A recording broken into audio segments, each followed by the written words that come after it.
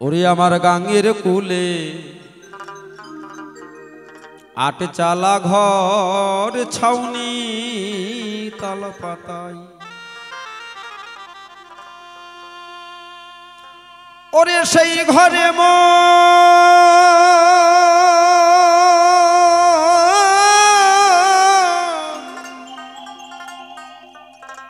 পরাণ বধূ, ওরে সেই ঘরে মরে পরাণ বন্ধু। ওরে বন্ধু বাঁশরি বাজায় আমার গাঙ্গের কুলে আট চালা ঘর ছাউনি তাল পাতাই। সেই ঘরে মরি পরাণ বন্ধু,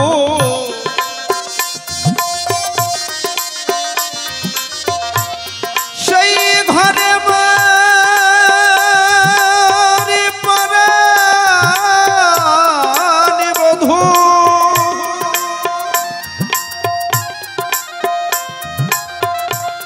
সেই ঘরে মরি পরাণ বধূ বাঁশরি বাজাই গাঙ্গের কুলে আট চালা ঘর ছাউনি তাল পাতাই। গাঙ্গের কুলে আট চালা ঘর ছাউনি তাল পাতাই।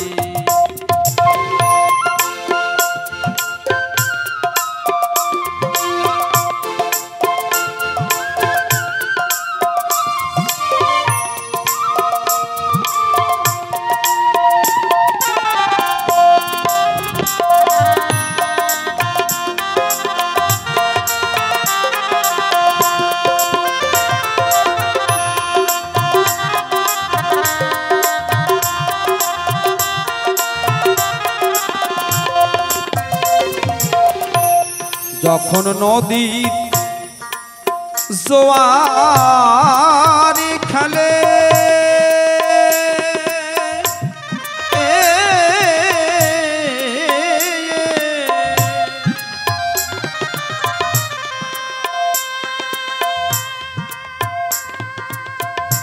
তখন বন্ধু ঘরের দুয়ার খোলে মরা মানুষ ভেসে এলে কুলে তুলে নাই।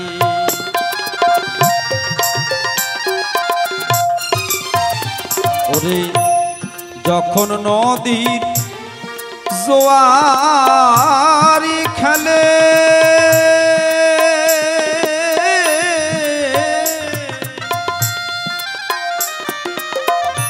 তখন বন্ধু ঘরের দুয়ার খোলে মরা মানুষ ভেসে এলে কুলে তুলে নাই।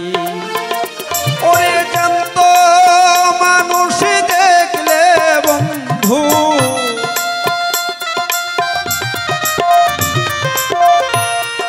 দরদিয়া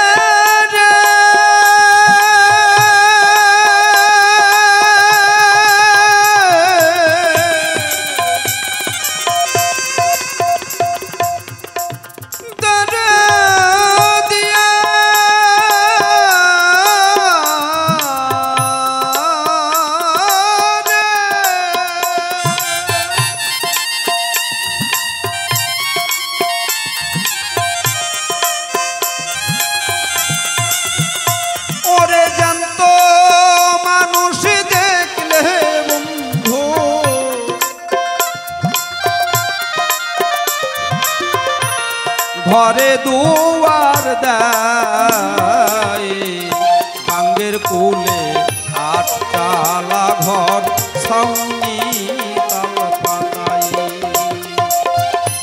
অমন গাঙ্গের কুলে আট চালা ঘর ছাউনি তাল পাতা।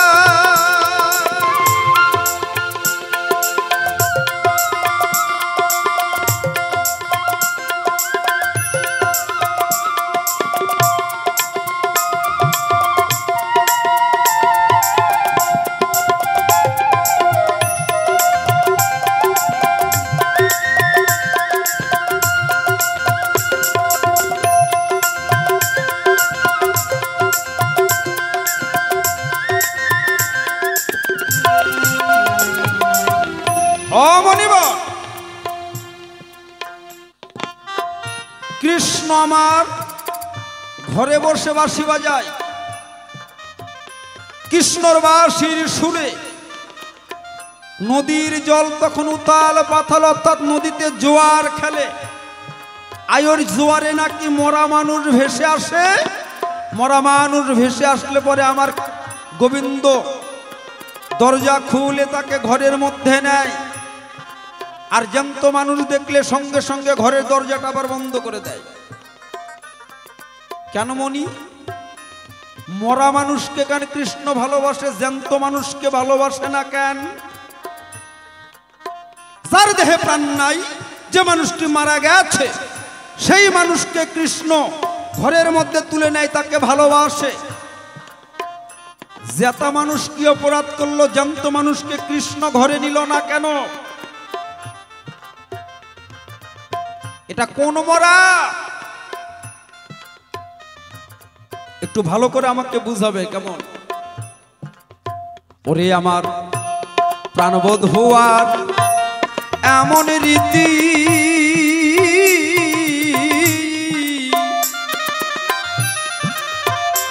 ওরে মানে না পুরুষ প্রকৃতি, সহজ পারাই যার বসতি, তারে যদি পাই।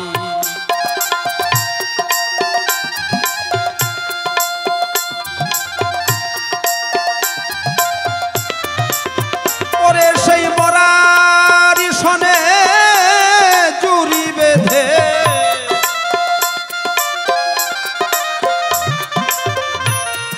ও মনি ওই মরার সঙ্গে জুড়ি বাঁধে কৃষ্ণ। মানে ওই মরা মানুষটার সঙ্গে কৃষ্ণ তখন মরে যায়। ব্যাপারটা আমি বুঝতে পারলাম না। মরার সঙ্গে জুড়ি বেঁধে মানে তিনিও মরে গেছে, কৃষ্ণও মরা, মরা সেজে দুই মরা একত্রিত হয়ে তখন তারা নদীতে ভেসে বেড়ায় আর ঢেউ খেলায়। কৃষ্ণ মরে কেমন করে? একটু ভালো করে আমাকে বুঝাবে নিগুড় তারতম্যটা কেন? ওরে সেই মরার সনে জুড়ি বেঁধে,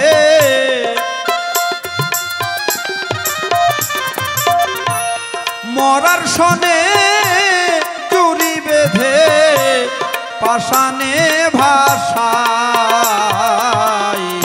গাঙ্গের কুলে আট চালা ঘর ছাউনি তাল পাতায়, গাঙ্গের কুলে আট চালা ঘর ছাউনি তাল পাতায়।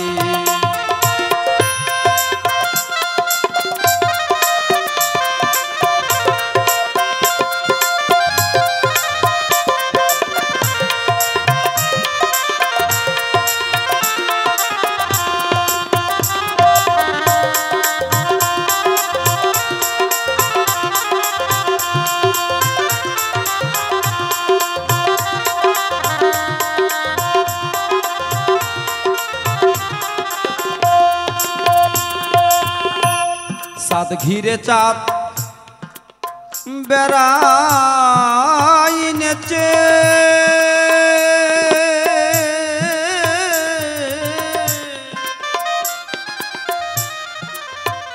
তখন রাহু যাই না সেই চাঁদের কাছে, চাঁদের আলো চার লেগেছে কি করে অমাই।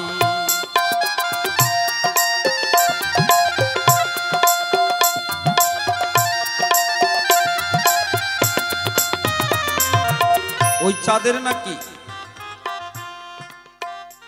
তিনি বলে গেলে কৃষ্ণ চাঁদ, গৌর চাঁদ, নিতাই চাঁদ, হরি চাঁদ, গুরু চাঁদ। ওই চাঁদের নাকি অমাবস্যা না, ওই চাঁদকে নাকি রাহু গ্রাস করে না, তাদের অমাবস্যা নাই, সদা সর্বক্ষণ পূর্ণ পূর্ণ। আর এই চাঁদের আমাদের অমাবস্যা আছে, ক্ষয় আছে, পূর্ণ আছে, রাহু গ্রাস করে, গ্রহণ আছে। গোসাই অমূল্য সেই চাঁদের লাগি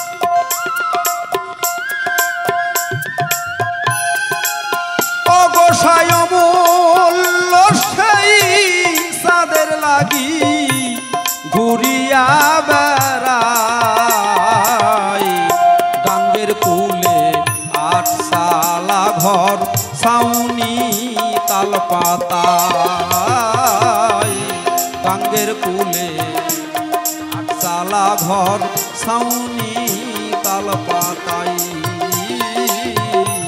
গাঙ্গের কুলে আটসালা ঘর ছাউনি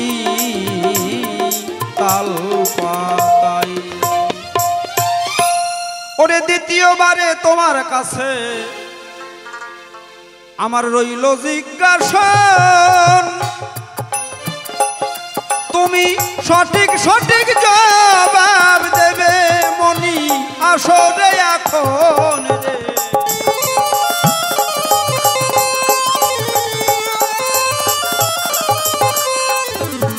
এই যে কৃষ্ণ বাঁশি বাজায় নিত্য নিত্য, এই কৃষ্ণ বাঁশি কোথায় পেল আমি জানতে চাই, এই বাঁশির জন্ম কোথায় হলো গো জিজ্ঞাসা যে রয়।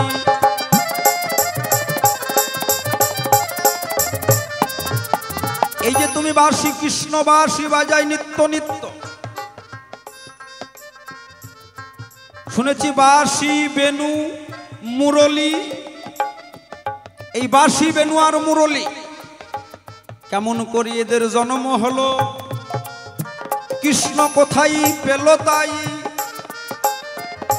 বাঁশির কয়টা ছিদ্র আছে, কোন বা ছিদ্রে কোন বা কথা কই।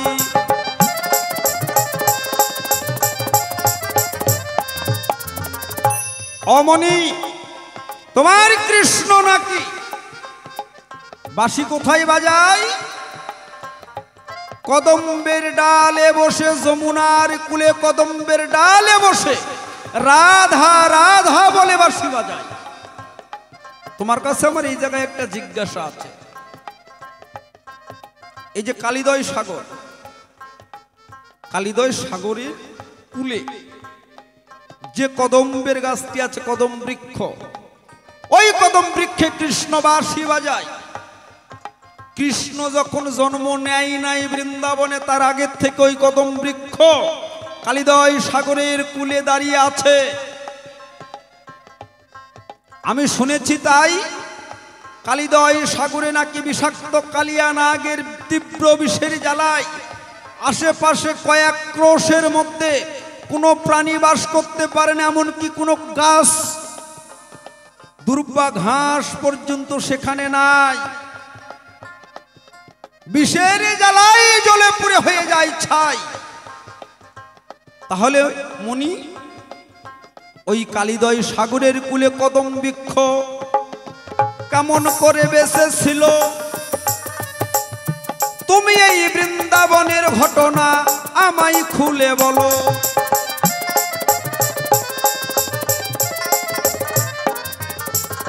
প্রথমবারে এই তো দ্বিতীয়বারে এই কয়েকটা রইল জিজ্ঞাসন, তুমি ভালো করে জবাব দিও এসে মনেরই মতন।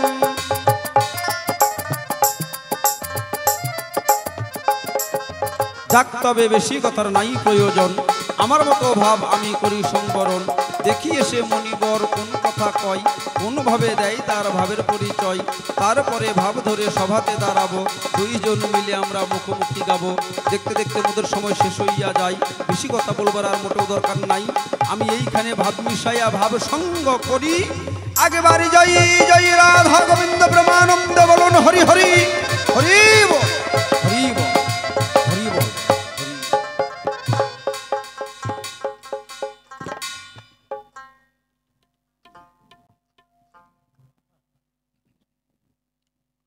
জয় গুরু।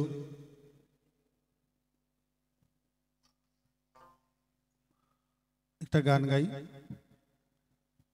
তারপরে যা জিজ্ঞাসা করেছে ধরে ধরে জবাব দিতে চাই। জয় গুরু, জয় হরি বল হরি বল।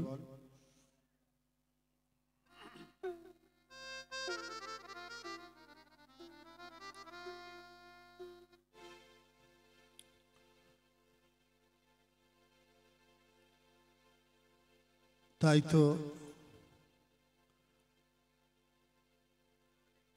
নদীর ঘাটে আটচালা ঘর, ছাউনি তাল পাতায়। সে ঘরে মোর পরাণ বন্ধু বাঁশুরি বাজায়। সেখানে চাঁদ ঘিরে চাঁদ রয়েছে। হ্যাঁ, মরা মানুষ পেলে টেনে নেয়, আর জ্যান্ত মানুষ দেখলে দুয়ার বন্ধ করে দেয়। মানব দেহটাও নিয়ে এই বাঁশি বেনু মুররি আছে। খুলে বলি তোর কাছে, বৃহস্পতির যজ্ঞ থেকে একটা বাঁশের জন্ম হয়। সেই বাঁশটা দিয়ে সপ্তমে নবমে রাম ধনুকা, যেটা রামের হাতে ধনুক আমরা দেখতে পাই, নবম মানে নবমটা পর্ব দিয়ে, সপ্তমে যেটা হচ্ছে রামের গান্ডীবস্য, নবমে হরধনু, ভুল বললাম, নবমে হচ্ছে হরধনু, সপ্তমে রামের রামধনুকা, পঞ্চমে গান্ডীবস্য। তাহলে 9 আর 7 কত হলো? 16 নাকি? 9 আর 7 16, আর 5 হলো কত? 21। এই যে তাড়াতাড়ি অঙ্ক করা লাগবে তো, নাহলে হবে না। আর 3 হচ্ছে জমের কুলাদণ্ড, তাহলে থাকে কটুক 1/4। ওইটা দিয়ে হলো বাঁশি। বানালো কে? স্বয়ং ব্রহ্মা বানিয়ে সেটা কৃষ্ণকে দান করেছিল, এটার নাম বাঁশি। 4 কয়টা? ফুটো কয়টা? 9টা। এই যে 6টা টিপাটিপি করে, তাই না? এটা মুখ দিয়ে ফু দেয়, তাহলে 7টা। আর এদিক দিয়ে একটা ফুটা আছে, এদিক দিয়ে একটা ফুটা আছে, কেমন? এই হলো 9টা ফুটের বাঁশি। হ্যাঁ, প্রথম রন্ধ্রের সুরে গোপী মনোহরে, দ্বিতীয় রন্ধ্রের বাঁশির সুরে গোপী ঘর ছাড়ে, তৃতীয় রন্ধ্রের বাঁশির সুরে রাখালগণ সব গোষ্ঠে যায়, চতুর্থ রন্ধ্রের সুরে হলে বসুমতী মায়, পঞ্চম সুরে যখন বেজে ওঠে রাধারানী উদ্বাদিনী হইয়া, ষষ্ঠ সুরে সে সব কাজ ফেলে যায় গোবিন্দ দর্শনের লাগিয়া। এই হচ্ছে বাঁশির ব্যাপার। আর বেনু যখন বাজে তখন শুধু রাধারানী শোনে আর গোপীরাই শোনে, সবাই শুনতে পায় না বাবা। কেন? এখন বেনুর তত্ত্ব বলতে গেলে অন্য কথা, এটা কব না, থাক না, কইয়ে দেব, কয়ে দেব। আচ্ছা, সমুদ্র মন্থন হলো। সমুদ্র মন্থনের সময় দেবতা দানবদের মোহিনী রূপ ধারণ করে নারায়ণ নারী রূপ ধারণ করে কি দিয়েছিল? অমৃত বন্টন করেছিল, তাই না? তাহলে তিনি যখন নারী রূপ ধারণ করলেন, তার পুরুষ অঙ্গটা যে ছিল তা তিনি রেখেছিলেন ওই অমৃতের ভাণ্ডারে, সেটার নাম বেনু। তার একটাই ফুটা, আর কোয়ার দরকার নেই। বুঝলে বোঝো, না বুঝলে না বুঝো, থাক। কেমন? এই হচ্ছে বেনু। তাহলে আর কি যেন আছে বাকি? ভুলে গেছি, আর কি যেন কইলে? হ্যাঁ, ও কদম গাছ, তাই না? কি করে কদম গাছ কালিদয়ের পারে থাকলো? কৃষ্ণের জন্মই হয় নাই, তার আগে কদম গাছ কি করে এলো? এই কদম গাছটা ত্রেতা যুগে। ত্রেতা যুগে কেমন করে? ত্রেতা যুগে যখন রাম স্বর্ণ সীতা নির্মাণ করলেন, রাম যেদিন অশ্বমেধ যজ্ঞ করে, তার গুরু বৈশিষ্ট্য বলছে, রাম তুমি তো বিপত্নিক নও, তোমার তো স্ত্রী আছে, সে বনবাসে থাক, আছে তো জীবিত, মরা তো না। তাহলে যেহেতু আছে, যার স্ত্রী থাকা সত্ত্বেও সে তো একা একাই যজ্ঞাহুতি দিতে পারে না। বলে তিনি তো বনবাসে, তাকে তো ফিরিয়ে আনা যাবে না। বলে না আনলে তো হবে না বাবা, অন্য কোনো উপায়? তখন বলছে সোনা হচ্ছে সবচেয়ে মূল্যবান, আর সীতা হচ্ছে সোনার মতোই তার গায়ের বরণ। তাহলে সোনা দিয়ে সীতা নির্মাণ করে সেই স্বর্ণ সীতায় প্রাণ প্রতিষ্ঠা চক্ষু দান করে তোমার বাম পাশে রেখে যজ্ঞাহুতি দাও। এবার সোনার সীতা নির্মাণ করে যজ্ঞাহুতি দেওয়া হলো। এখন রাম যখন চলে যায়, স্বর্ণ সীতা পিছন থেকে ডাক দিয়া কয়, আমার দরকার হলো আমারে বানাইয়া পাশে রেখে তুমি যজ্ঞাহুতি দিলে, তাহলে এখন আমার গতি কি হবে? বলে তুমি বৃন্দাবনে যাবে, সেখানে কেলি কদম্ব রূপে তুমি জন্ম নেবে, আর তোমার ডালে বসে বাজাইব বাঁশুরি, প্রতিদিন রাধা আসবে বিনোদিনী, সেখানে আসবে ঘাটে, আমি থাকবো বসি, বাজাইব বাঁশি, আমি কালো শশী, কথা দিলাম তাই। বৃন্দাবনে তোমার সঙ্গে আমার নিত্য নিত্য যোগাযোগ হবে, তোমার কাছে জানাই। এই জন্য ওইটা মরে নাই, এটা একটা কারণ। আরেকটা কারণ আছে। কি কারণ? কেন অমর হলো? আরও একটা গভীর কারণ আছে। গভীর কারণটা কি? এবার ওই সাপের দের মধ্যে আর গরুরের মধ্যে ঝগড়া লাগে। সাপের মাকে কুদ্রু আর গরুরের মায়ের নাম হচ্ছে বিনতা। দুজনে কিন্তু বোন, কিন্তু সতীন। সতীনের জ্বালা তো বোঝেন। বিনতা সবসময় চায় যেন আমি কুদ্রুকে আমার দাসী করে রাখতে পারি। তাই মাকে একদিন দুদিন না 12 বছর দাসত্ব করেছিল কুদ্রুর। তাই মাকে মুক্তি করার জন্য যখন বিনতা পুত্র অর্থাৎ গরুর গেল, বলছে আমাকে, আমার মাকে কেন বন্দি করেছো, মাকে মুক্তি করে দাও। বলে দিতে পারি, শুনেছি অমৃত আছে দেবতাদের কাছে, সেই অমৃত ভাণ্ড এনে যদি আমার পুত্রদের দাও তাহলে তারা অমর হয়ে যাবে, তাহলে তাদের মরণ হবে না। এটা যদি দিতে পারো তোমার মাকে মুক্তি করব। নারায়ণের কাছে গিয়ে বলল, প্রভু কি করে মুক্তি করব? অনেক বড় ঘটনা, আমি সেদিকে যাচ্ছি না, অনেক যুদ্ধ টুদ্ধ অনেক কিছু বড় ব্যাপার। যাই হোক, শেষে যখন অমৃতের ভাণ্ডটা আনে সর্বপ্রথম ওই কদম্বের গাছের উপরে রেখেছিল। রেখে সেখানে কিছুক্ষণ জিরালো, সেখানে 2-1 ফোঁটা পরে তেদিকে অমর। এবার ওখান থেকে এনে রাখলো কোথায়?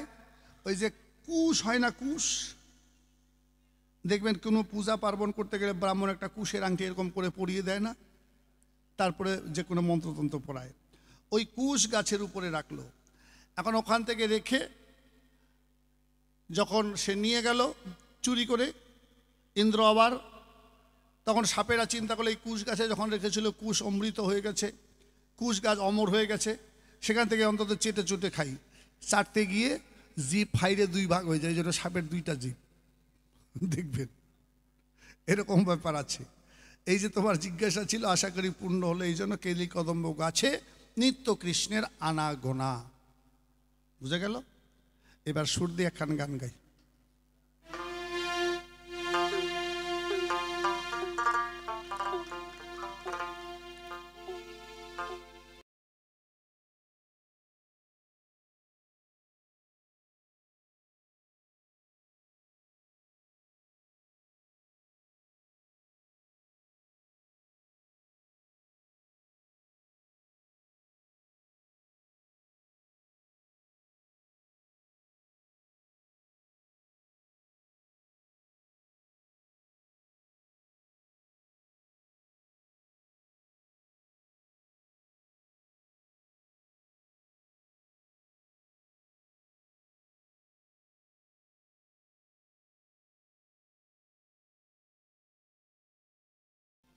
বাড়ি গাড়ি টাকা পয়সা কত কিছু করি, কত কষ্ট করে আমরা রোজগার করি, কিন্তু শেষের দিনের পরিণামটা কার কি হবে এটা তো আমাদের জানা নাই, তাই না?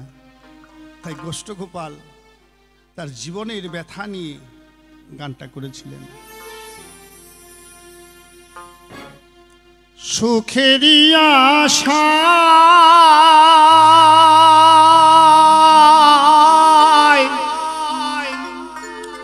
ঘর বাঁধিলাম আমি, পেলাম শুধু ব্যথারে, পেলাম শুধু ব্যথারে।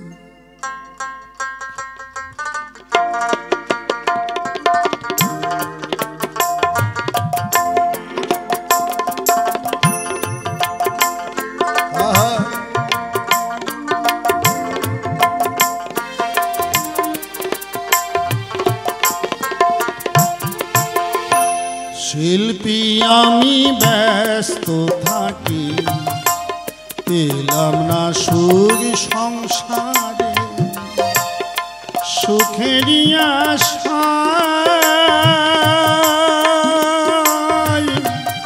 ঘর বাঁধিলাম আমি, পেলাম শুধু ব্যথারে, পেলাম শুধু পেলাম শুধু ব্যথারে, পেলাম শুধু ব্যথারে।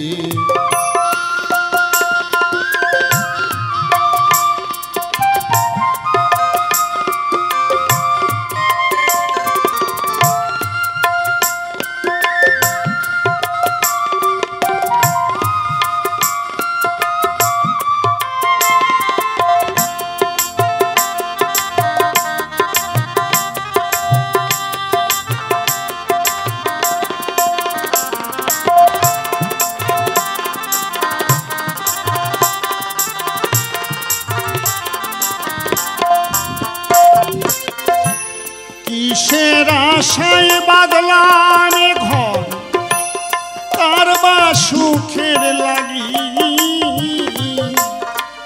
বিনা দোষের হইয়া দোষী কান্দি কার বা লাগি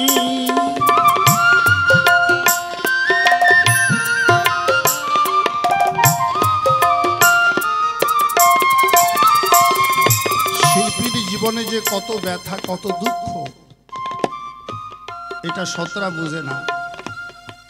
যেমন কালকে আপনাদের এখানে গান করে রাত্রে আমি শিলিগুড়ি গেছি, শিলিগুড়ি থেকে এসে আবার এই গান গাচ্ছি। কেন গেছি? ভাই ফোটার দিন নিজের ছেলে অ্যাক্সিডেন্ট করেছে, পা ভেঙেছে, তাতে রড লাগানো হয়েছে, কিন্তু গানের বায়না নিয়েছি যদি না আসি তাহলে মানুষে বলবে বেঈমান, মিথ্যাবাদী, ঠক। সব ব্যথা বুকে রেখে চেপে ধরে মানুষের সামনে গান গাইছি। সারাদিন খেলাম কি খেলাম না, কোথায় কিভাবে আসলাম সেটাও কিন্তু কেউ মানবে না যদি ঠিক মতো গান না গাই। বলে আগে দয়াল অধিকারী গাইতে, ফালতু, ওর বায়না করা যাবে না, বলা ভালো নাই, বাদ দে। এই যে জীবন, তো গোষ্ঠ হোক আর আমরা হই, যে কে হই, বাড়ির লোক সবাই ঘুমাচ্ছে, খেয়ে দিয়ে দিয়েছে, রাত 12টা বাজতে চললো, কিন্তু আমাদের খাওয়াও নাই, ঘুমও নাই। পয়সা রোজগার করে নিয়ে যাওয়ার পরে তাদের মনে যদি যে যা চাইবে তা না দেওয়া যায়, তারা বলবে কি কি করেছো আমার জন্য।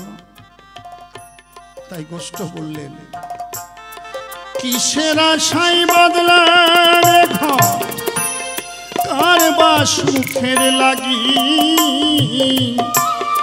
বিনা দোষের হইয়া দোষী কান্দি কার বা লাগি। হায় রে কান্দি কার বা লাগি, আমি যাদের লাগি দিলাম জীবন,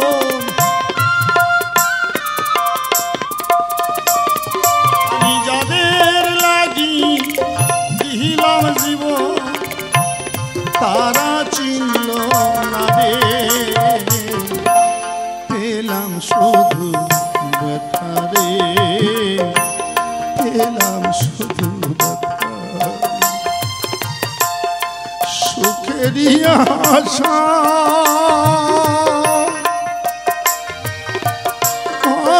আর বাঁধিলাম আমি, পেলাম শুধু ব্যথা রে, পেলাম শুধু ব্যথা।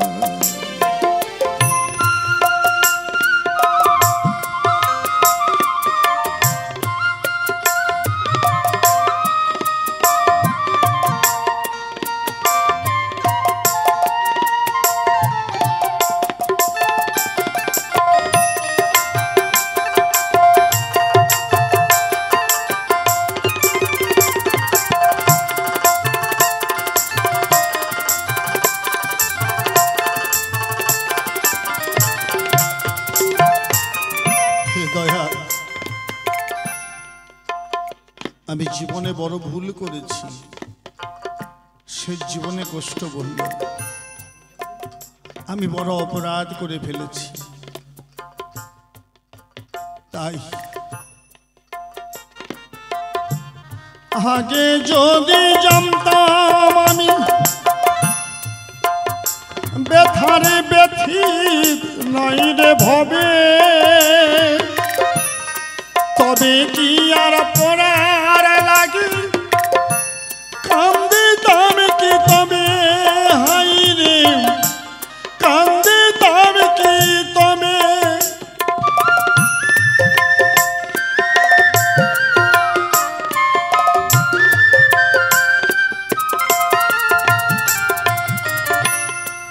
আগে যদি জানতাম আমি আমার এই ব্যথির নাই রে ভবে, তবে কি আর পরার লাগি কান্দিতাম কি তবে। আমি ডাকলে বুঝি পাইতাম তারে,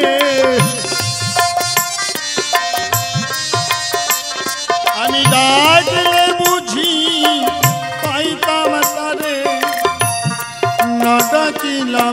রে পেলাম শুধু ব্যথা রে পেলাম শুধু ব্যথা সুখেরই আশা ঘরে বাঁধিলাম আমি পেলাম শুধু ব্যথা রে পেলাম শুধু শিল্পী আমি ব্যস্ত থাকি পেলাম না সুখ সংসারে সুখের আশায় ঘর বাঁধিলাম আমি পেলাম শুধু ব্যথা রে পেলাম শুধু পেলাম শুধু ব্যথা রে পেলাম শুধু ব্যথা